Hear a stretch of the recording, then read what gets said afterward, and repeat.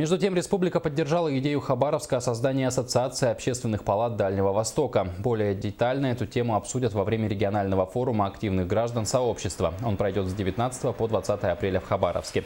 Об этом нашему телеканалу сообщил заместитель председателя Общественной палаты Якутии Александр Гриценко. Сообщество должен выявить наиболее эффективные практики гражданской активности и создать платформу для взаимодействия между государством, бизнесом и обществом. На площадках форума покажут лучшие социальные проекты некоммерческих организаций Дальнего Востока. К презентации готовятся и представители республики, которые поедут в Хабаровск.